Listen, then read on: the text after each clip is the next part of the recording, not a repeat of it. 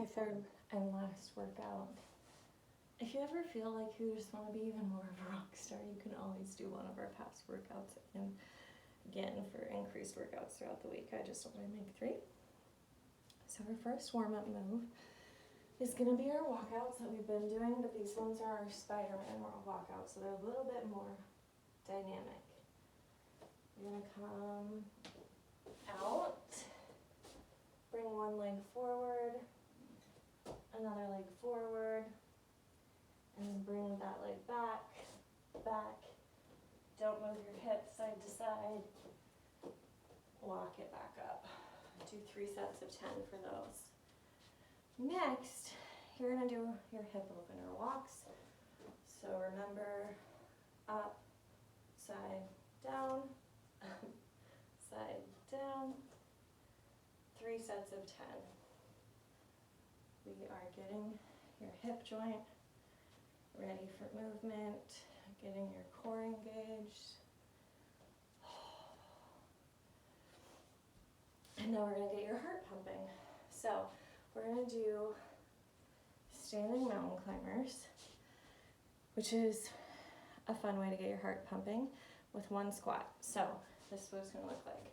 It's going to be opposite arm as leg as you go up. 2, 3, 4, 5. I'll show you the actual speed with one squat, shooting your butt back. So ready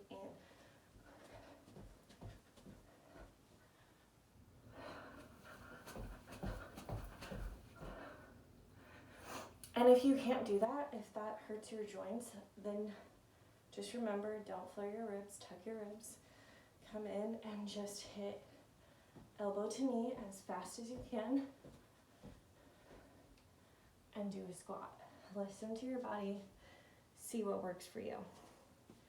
We're going to do our chin to nose exercise again because I think it's a really good way for us to remember to tuck our ribs while we're in a standing position. I know not everyone can close their elbows together this high, but you're going to come up above chest height, so about collarbone height. Bring your elbows together. Have it at your chin, tuck your ribs, and then come up.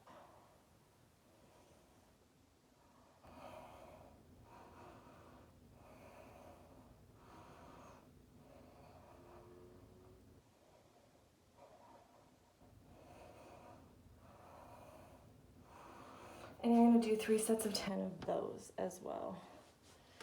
Next, we are going to do crossover reach with our, I have 2 pounds today. You can do whatever weight you want. So you're just going to pretend that you have this weight in your pocket. Tuck those ribs, engage your core.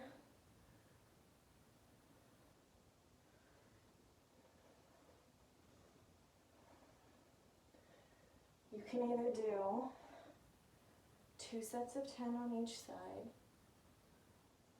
or you can do 3 sets of 10 total. I just like 2 sets of 10 on each side, or you can do 3 sets of 10 on each side. Ask yourself how tired you are today.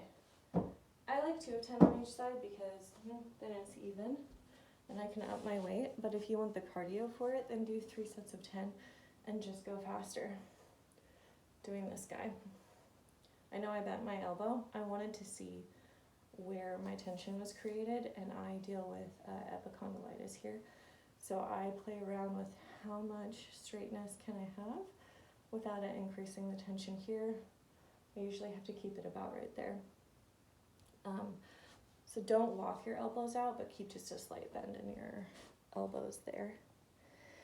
And then our next ones are going to be a bicep curl. So I use 15 pounds for this. You could use 10, you can use 8. If you don't have any weights, use a gallon of water.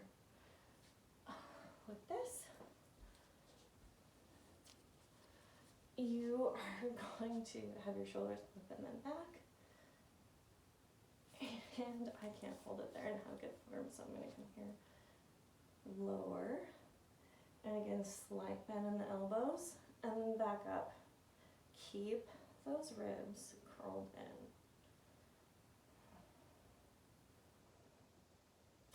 3 sets of 10 of these. So don't go completely out, keep a slight elbow bend, and then back up.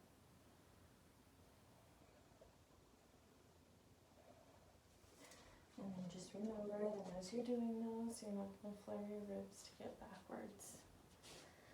Okay, then we did a while ago some quadruped extensions with a block. This is just super good for your core.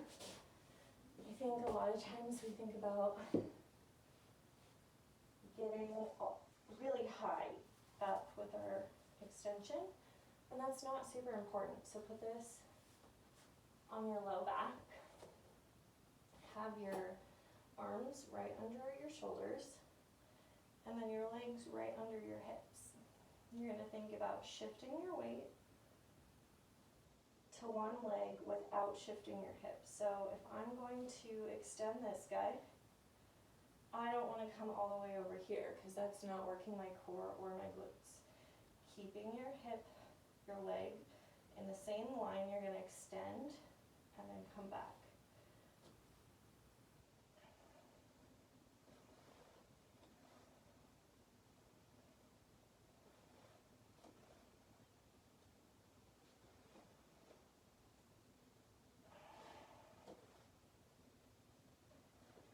As you do this, the temptation is going to be to move side to side as you are working. Don't do that. You want to look down at your legs and see them staying in line with your hips. If they are moving side to side, then correct yourself and do better as you go on. And just don't think about getting really high with your extension. The point is to keep that block on your back. If you want to be hardcore, you can then place a little a little tennis ball on the small of your back as well, instead of the block. Our next ones are going to be our bridges. But as we do our bridges, we're going to add one more component. Come down, put your toes, so usually we have our feet hip width apart, and we're going to keep our feet hip width apart. But we're going to bring our 2 big toes together until they touch. We're going to think, engage our glutes, relax our pelvic floor, engage our TAs here. We don't want to be firing at all levels on 10. We want to be about a 5. So you can bring your hands to the inside of your hips. If your muscles push back against your hands, that's too much. Let it off a little bit. Squeeze the glutes. Lift. Think about the position of your pelvis too. As you go up, you want to keep a neutral position. And we're going to do 3 sets of 10.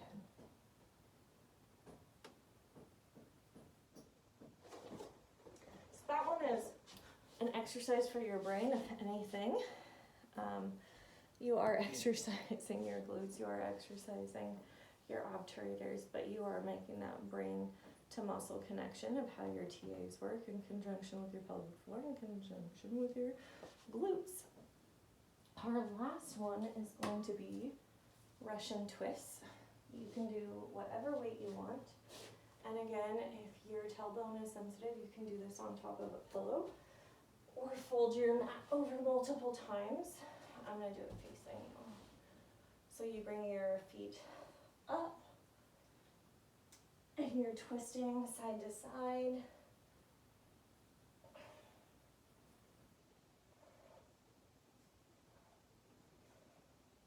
If that's too hard, you can do just your fist. So that would look like this, but I would want you to bring your fist all the way down to the ground. I can't do that with a kettlebell, but you could do that with a smaller weight. Do 5, 8, 10 pounds, bring it all the way down to the floor like this. Your feet elevated. Again, you can be on a pillow or fold your mat all the way over. Our next one that we're gonna do our stretches. We're gonna do elbow on a chair. So again, pull out your chair,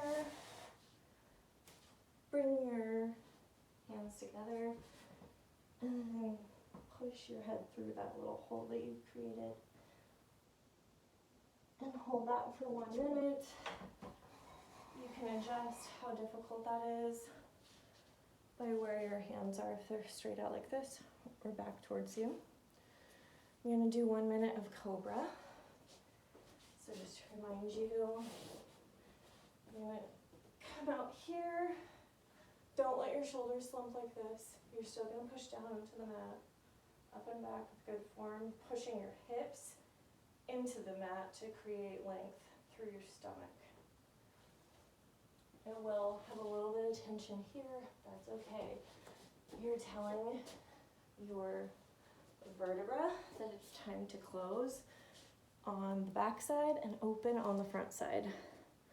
So you're increasing joint space between your vertebra and lubricating those discs. Okay, the next thing that we're going to do,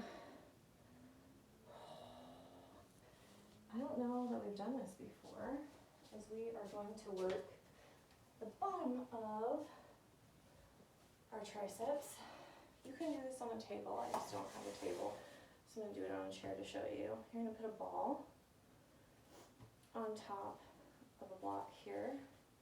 You're going to bend your elbow here, and then you're going to come down onto the ball, pushing as hard as you want until you find a knot. I found one here, and then you're just going to hold for 1 minute on that knot. You can essentially work on your fascia anywhere in your body, which is great, but anytime that we do that, we need to drink lots of water. We are releasing toxins in our body when we do that. So it's important to flush those out, because they will cause headaches if we don't.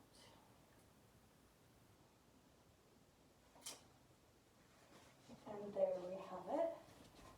That is our third and final workout of the week. Congratulations, you finished.